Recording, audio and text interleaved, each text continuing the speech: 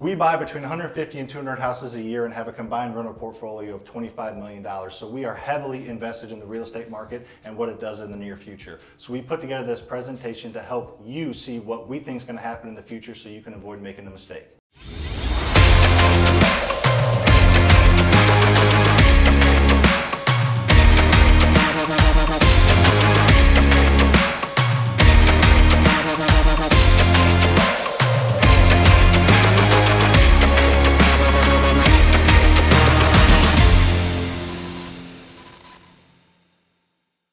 My name is Sam, this is Bryan.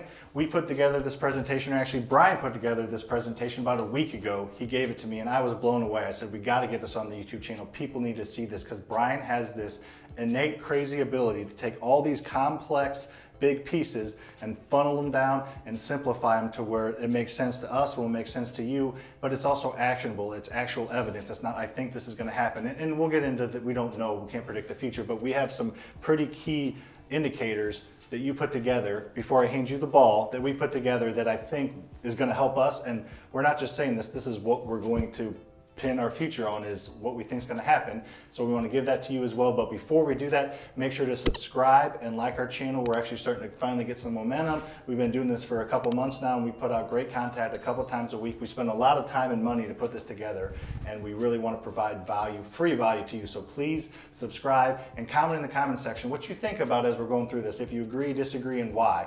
After all that, I'm going to hand the ball to you, Bryan. You take over. I'll make lame jokes and try and simplify things as we go forward. All right, guys. So this is my thoughts on where the single-family real estate market is going to go over the short term and the long term. It's July 6th. We're recording this on July 6th, just so you know, for a point of reference. July 6, 2020.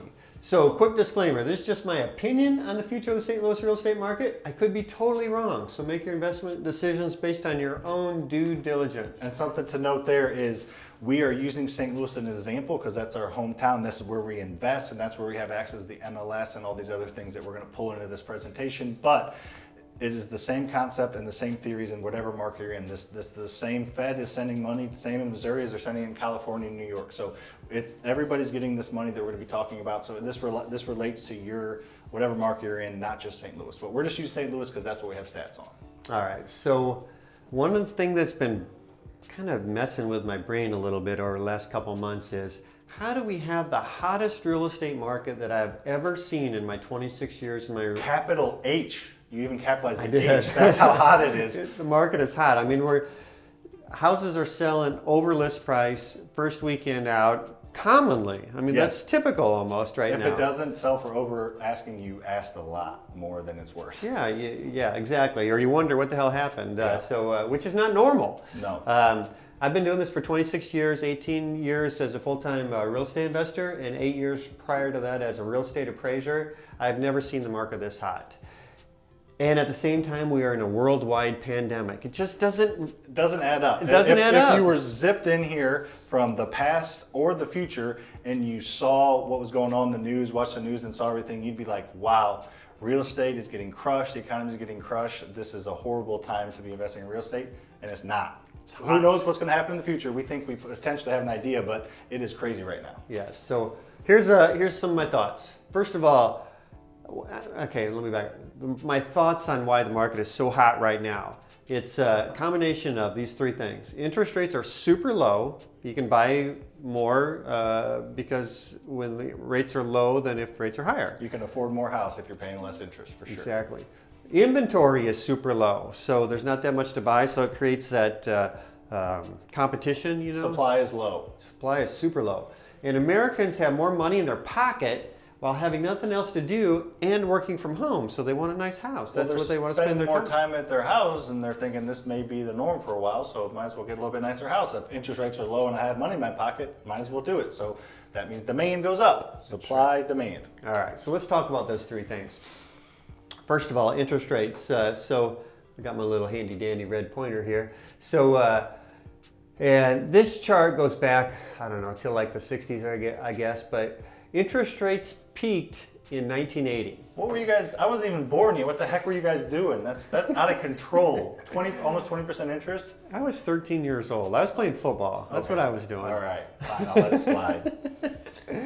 All right. So anyway, interest rates have been on a downward trend for 40 years, and I pulled this slide on the June 28th. That day, interest rates were at 3.0% for the 30-year fixed rate mortgage. Man, that's low.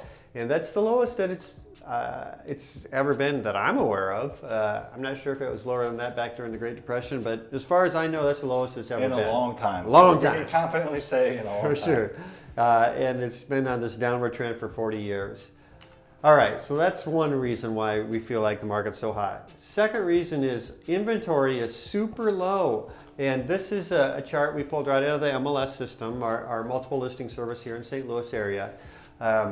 It only goes back 10 years because that's all that it allows me to take it back. But you can see that over the last 10 years, inventory has just been dropping steadily. It started, 10 years ago, it was roughly about 10 months supply, then it went down to 8, then to 6, then to 4, and then about 4 years ago, it got down to about 2 months supply, and it's steadily dropped to about 1 month supply right now.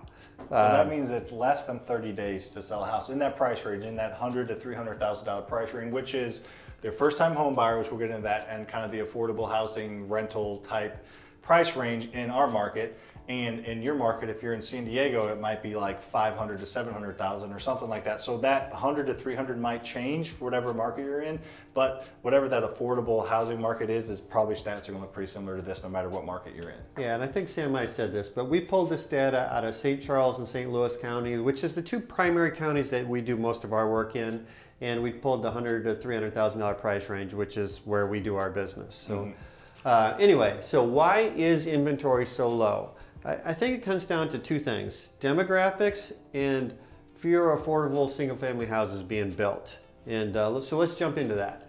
So this is another little chart that I pulled off the internet. Do you like the internet? I'm a fan of the internet. Google knows that so all the much. time. I love the internet. So let me explain this a little bit. This is just how many people in the United States there are for each age. So let me just start at the beginning. So there's just under 4 million one-year-olds. So let's go over here.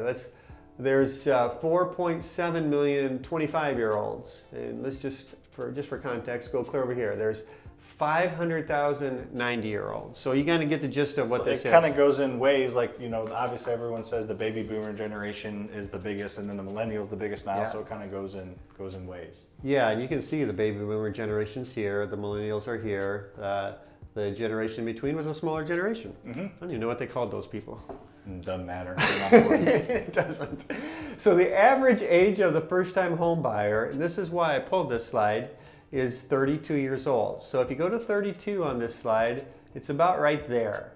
So you can, this tells me a few things. Number one, it tells me for the last 4 years that number of first-time home buyers has been bigger than it was for several years prior to that. And I think that it partly explains why the inventory has been so low for 4 years, and prior to that it was a little higher. So just my thought. Yeah, the demand, if there's not as many 32-years-olds, then there's not going to be as many demand people buying houses. And now there's a lot of 32-year-olds, so there's going to be a lot of people wanting to buy houses. And what's real promising about this chart is for the next about 7 years, there's going to be a lot of first-time home buyers out there. The trend is growing for the next seven years or so. Yeah, so that's a good sign for first-time home buyers in this price range as far as how much home you can get in the pricing. And it's a good sign for sellers because there's a lot of people buying. So if you're a seller, you can get a good price for your house. Seller's market now, and it looks like it's going to be seller's market for a little while. Correct. All right. So the other thing is builders aren't buying a lot of affordable single-family houses right now, and this is the reason I don't think there's a lot of builders building affordable houses right now is because they can't make money on it very well. And the primary reasons are because price of labor is going up, price of materials is going up, price of labor is going up, price of land is going up. So all pushing up prices. It's difficult to get zoning on affordable houses. And just a quick story on that is if a builder or developer goes to their local planning and zoning commission, which they have to do to get their lots platted out and stuff, they're going to take their piece of ground and they're going to go to their Planning and Zoning Commission and they're going to ask for, especially if they're wanting to build affordable houses, they're going to ask to put a whole bunch of houses on those lots. So let's just say they ask for, I want to put 1,000 houses on this little plot of ground that I have. And the zoning commission consists of, elected officials that live in those neighborhoods or around there that all have their neighbors telling them, we don't want those single family homes here. We want nicer houses around us. We want our property value to go up. Exactly. So they go. So they may say, well, you builder, you can only put 100 houses on that plot of ground, and they kind of negotiate back and forth. And let's say they end up with 400 houses. So anyway, it's difficult to get zoning approved for affordable houses and higher density houses. It's just the world we live in these days. And there's increased regulation. So there's a lot of regulations out there, and they just keep adding, like you said, the more red tape, the more it costs. Yeah, I just look at it as if a neighborhood that I have a house in, a nice neighborhood in St. Charles, I have a house in, that house is worth $160,000 because it was built in the 60s. But if I were to have the lot next door was vacant, I could not build that house for $160,000. No if somebody can only afford that $160,000, then they're not going to be able to build that house. Someone can afford that neighborhood. Right. So it just, everything is going up, and you can't build what you could buy used, basically, I guess is an easy way to put it. So. Yeah, and builders, builders, they're trying to make money on their house, and they can make more money on a $300,000 or $400,000 house than they can. Honestly, I don't know if they can make any money on a $200,000 house. So probably not. It's somewhere between 200 250 where they can start making money, and then they obviously prefer to build a higher end house because that's where they make their money. Yeah, and there's a lot of people that can only afford $200,000 or less house. So that's kind of where the difference is. So the bottom line is here, why is inventory so low in this price range? Because there's a lot of buyers out there, but you can't make more inventory because you can't do it affordably. All right, so why do Americans have money in their pocket during a pandemic to go out and buy houses? So let's talk about that a sec. Let's do it. So there's a term out there called helicopter money, and I just Googled this. First thing that popped up was this little Wikipedia. Wikipedia. So this is a good definition of it. Sometimes people laugh if you quote a Wikipedia quote, but I looked up. I didn't know that, Sam. So Yeah. people don't think Wikipedia Doesn't have as much validity as some sites because anybody can go in and just write whatever they want. I didn't to know a that. certain degree, but. Good to know. But I looked it up, and this is the simplest, most accurate way. So whoever put this in there described it properly. Well, So I know what helicopter money is, and So- I read this and I thought it made sense to me. it makes sense. I like it. All right, so helicopter money, and helicopter money is money that the Fed puts into the economy. The Fed can print money, but Fed's got different tools in their toolbox. They don't typically use helicopter money unless their other tools are used up. Mm-hmm. So helicopter money is proposed unconventional monetary policy. Unconventional is the key part of that, right? Yes, unconventional. You don't often have helicopter money. I don't know that they've done it since like the 30s or 40s, honestly. In America. They've done it in Europe and stuff like that. Proposed unconventional monetary policy, sometimes suggested as an alternative to quantitative easing when the economy is in a liquidity trap, when interest rates are near zero, which they are right now, and the economy remains in a recession, which I think it's fair to say we're in a recession right now. Overall, we definitely are. So let's talk about what helicopter money is, and you'll probably understand it because you probably can relate to some of this stuff. So checks for most Americans. Most Americans got a check for $1,200 per adult and $500 per child back in March, April timeframe. Not exactly sure when it came out. There were some income limits and stuff like that, but most people got this check. Yep. And that's just free money. Yeah, go do whatever you want. There's no stipulations. It's not like we'll get down to the PPP or something like that. It's not like you have to do something to pay it back or get it forgiven, or it's yours. Do whatever the heck you want with it. Yeah, and most people spend it. A lot of Yep. people spend it on housing. Mm-hmm. Expanded unemployment benefits. So if you're unemployed, which there's a lot of unemployed people, legitimately so because of the world's closed, or it was for a while. you get, not only you get your normal unemployment benefits, but you get an extra $600 a week. That's a lot of extra money to be getting for just, not working, which obviously most of them is out of their control why they're not working, but that's a lot of extra money a week. That's not a month, so that's an extra $2,400 on top of unemployment. So that's why we said earlier why people have more money in their pocket, because a lot of people are making around what they were making before with that extra $2,400 or maybe even more. Yep. So not a whole bunch of drive to get back to work if I'm making more money sitting around eating bonbons. But all right, suspended federal student loan payments. So if you have a federal student loan, you haven't had to make payments on it for the last several months and for a few months in the future yet still too. That if you don't have to make a payment that you normally would make, that's extra money in your pocket. Yep.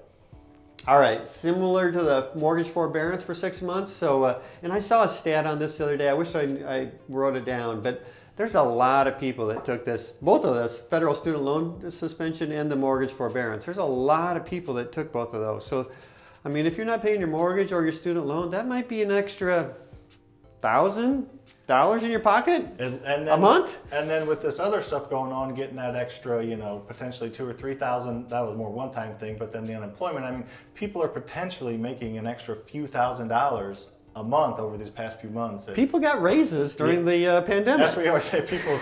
America got a raise. America got a raise. A lot of America got a raise. Not all of America, but a lot of America. All right, so let's finish up with the last. No evictions for the last 120 days. So if you're a renter and your landlord had a federally backed loan is the key. Brian and I's whole portfolio is built off of portfolio lenders, local smaller banks that they hold the note themselves. But a lot of people and a lot of landlords and homeowners, their loans are out on Freddie Mac and Fannie Mae, which is backed by the government. So if you have a federally backed loan, you cannot evict anybody for the last, I guess, few months and another month about. Yeah, and PPP forgivable loans and EIDL loans. These are small business loans, but the key is that forgivable part. A large share of these loans were given out, but they're 100% forgivable. So again, that's just free money for small businesses, and those small businesses have used those primarily to keep their employees, but who knows, maybe do extra marketing or buy some equipment, whatever it is, it's free money for that business.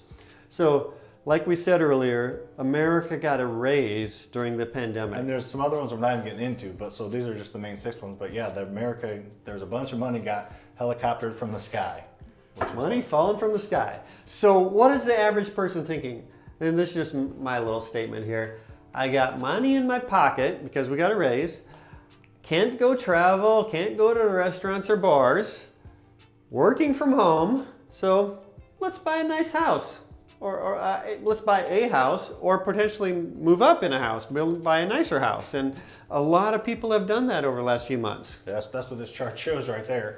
Yeah, exactly. So this is another chart that I just pulled off the internet. So you can see year-over-year change in mortgage applications for purchasing single-family houses. So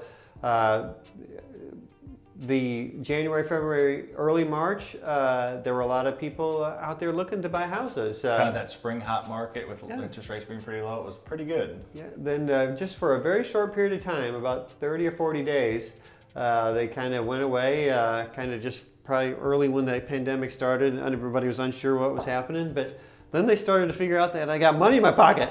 Real fast. So this is just 6 months. If we expanded this out like a couple years, that little blip, that little April, May would be a little bitty blip. And I mean, shoot, we're higher than we were even in March, right before all this happened when the market was hot. 15 to 20% higher than a year ago is the number of people out there looking to buy a house in May and June. So anyway, a lot of people out there looking to buy a house. So that's what's happened over the last couple of months. We all know what's happened over the last couple of months. We want to know the crystal ball. What's going to happen in the future? So I think it's a tale of two stories here. Mm-hmm. We got the short term and the long term. So let's talk about short term first.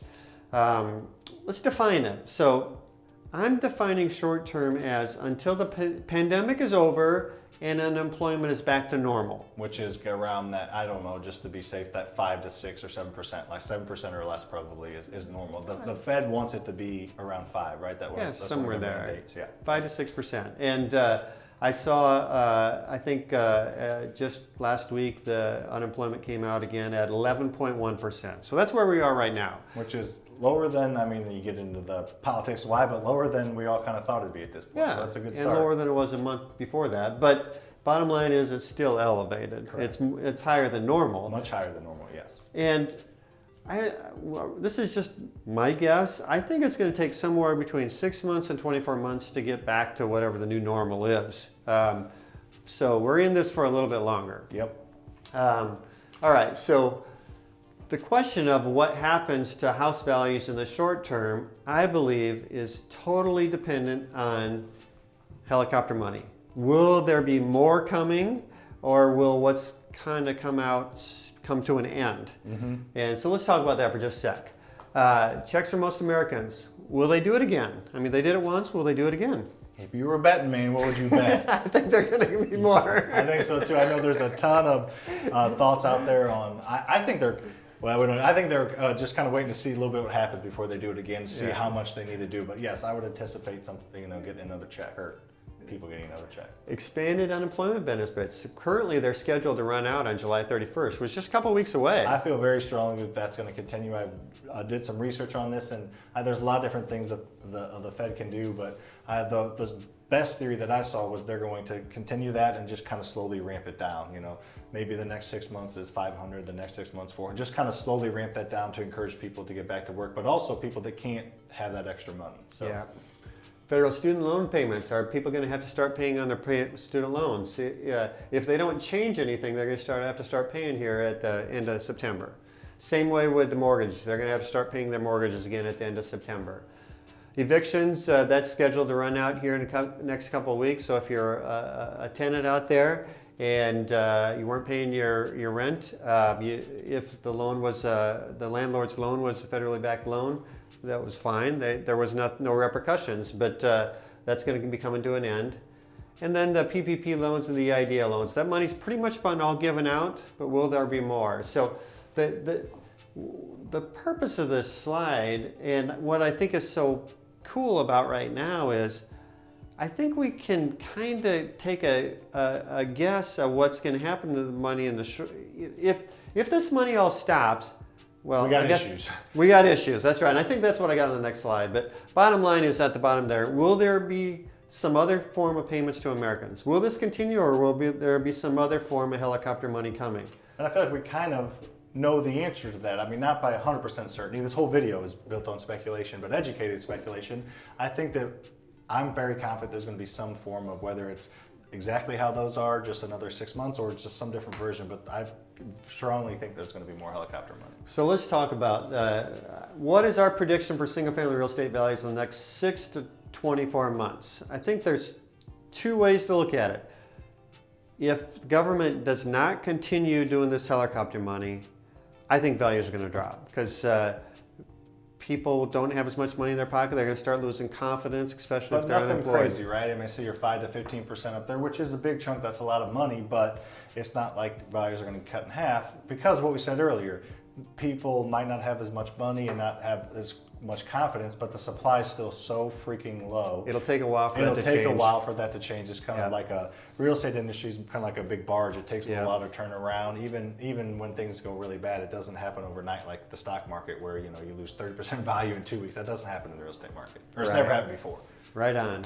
Option 2, more helicopter money. If the government continues with this helicopter money, values will probably remain stable. They might even go up a little bit over the next 6 to 24 months. So on the count of 3, which option? 1, 2, 3, 2. We're hoping and thinking. We believe it's going to be option 2, but what's so cool about this is I feel like you can just kind of pay attention to the news, watch what the government is doing. We're showing you the leading indicators if you didn't already know them. Keep a track of those leading indicators, and I'm fairly confident if they go away, option 1, if they don't, option 2. We're trying to make it simple as possible.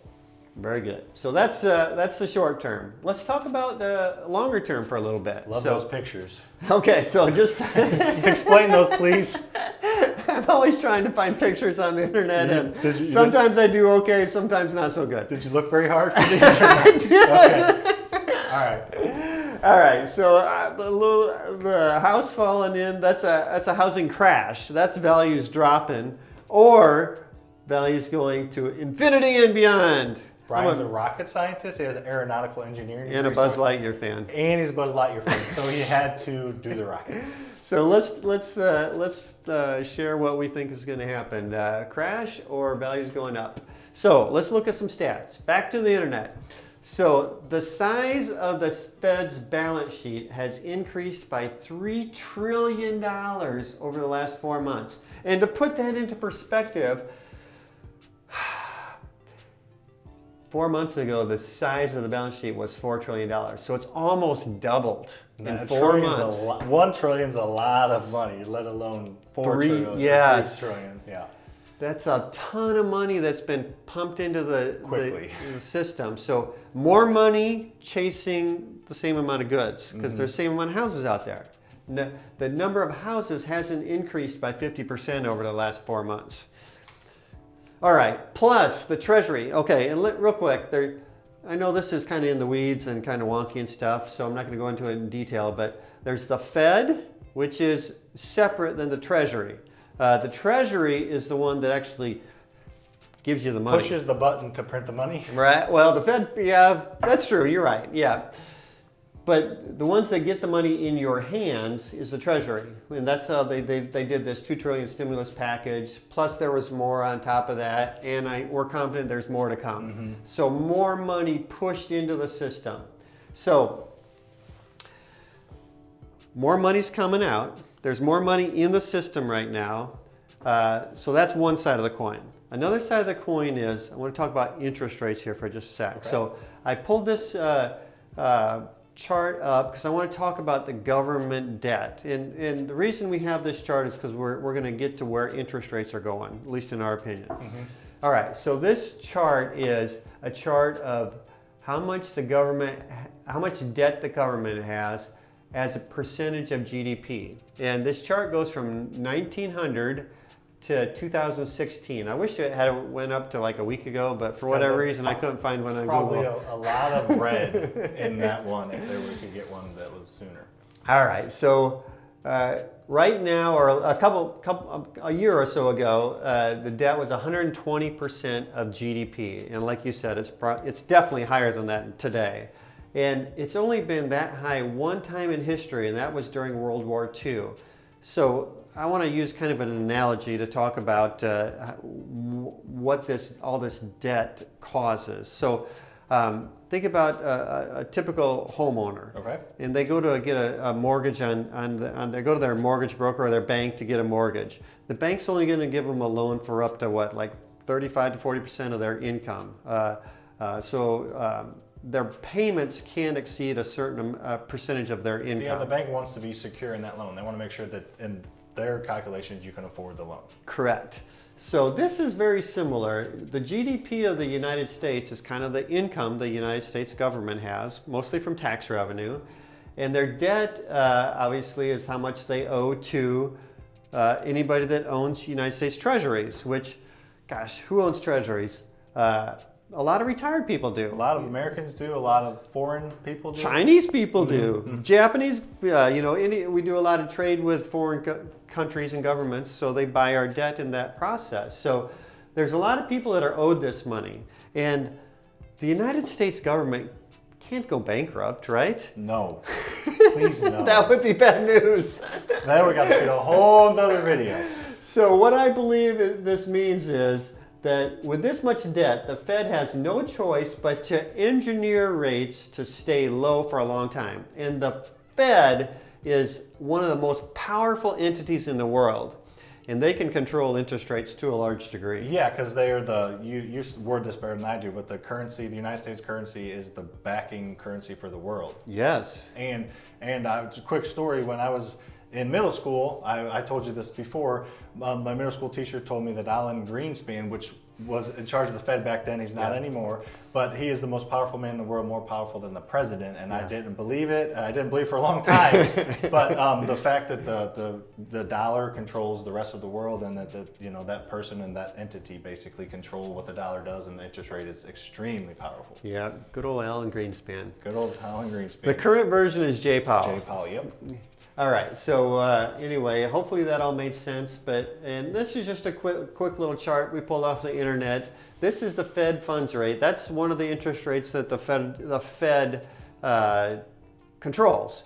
And that interest rate has been at 0 for the majority of the last 10 years. They dropped it down to 0 in 2009. They did raise it a little bit in 2016, 17, 18, 19, but then recently they dropped it right back down to 0.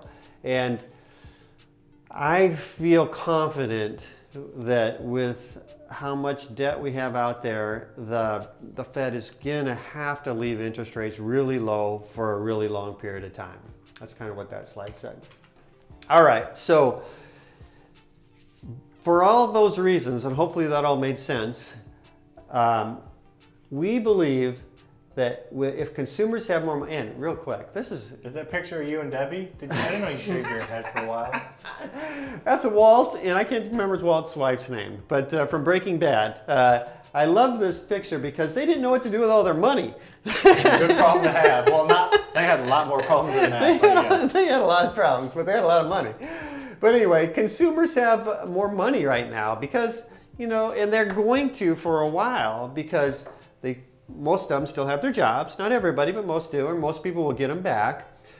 There's helicopter money out there that's in the system now. That's not going away. That money's in the system right now. Nobody's going to give it back after they get it. No, that's right. They're going to go spend it, which one person's spending is another person's income. Yep. That's just the way the world works. And then interest rates are super low right now. And if interest rates are low, it's kind of like things are on sale. Anytime you're buying something that's on credit, if your interest rate is super low, it's basically things are on sale. So that top part is saying demand is high and probably going to be high for a while. Correct. So back to the simple supply and demand. Demand is high. Yes. Chasing the same amount of goods. They haven't doubled the number of houses out there in the last 4 months. So supply is still low. Right. Means inflation is coming. You just threw off my whole supply and demand. That was simple. You had to throw inflation in there. Now it's screwed it all up. That's what happens when you get high demand. It's same amount of supply. Inflation is coming, which housing values and rents kind of follow inflation. If inflation is going up, the value of houses are typically going up. And then rent's going up, so that side of the coin's going up. And then if you're a landlord like we are, your interest rate's still low, which you have other That's a beautiful thing. A ton of other expenses in there, but you're just creating more of a spread that goes in your pocket. You can't get too excited about anything more than your house is going up in value and interest rates being super low. That makes me very excited. All right, so my prediction for the single-family real estate market for the next 3 to 10 years is values Buzz Lightyear. are going Buzz Lightyear. There you go. You said it. Values are going up. So, final thoughts on this. Short term and long term. Short term, just be careful out there. We believe the Fed's going to continue printing the helicopter money and values are going to stay stable or even go up.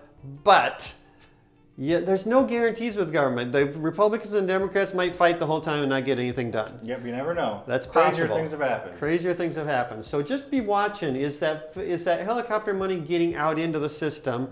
If it is, you're probably fairly safe on the values of houses. If it's not, be super careful. But long term, I think rentals are going to be a fantastic things to own for the next 3 to 10 years and probably beyond. Money's cheap for us to borrow, and then the value is going to keep going up with inflation, and rent should keep going up with that. So it's a beautiful thing for sure. Awesome. You got anything else to add to the story? I don't think so. I think you pretty much covered it all. We're just trying to give you our best educated guess on what's going to happen and what we're banking our whole financial lives on. So, Yep. And that's what we're going to look at going forward. We gave you kind of those indicators. So I think just keep track of that and make your own informed, smart decision. And subscribe if you have not yet to this channel. We do stuff like this all the time. We have a couple videos a week we release. We go live. So subscribe. We're going to do our best to provide as much free content as possible. And make sure to comment in this video. Let us know. Brian and I are going to be the one answering those questions. So we will give our best feedback as we can. If you disagree with us, fine. And tell us why. If you agree with us, great. But just let's get involved. Let's make this a discussion where we can help people hopefully kind of navigate the waters going forward. We love the feedback, and if you enjoyed this video, share it with somebody else also. Awesome. See you on the next one.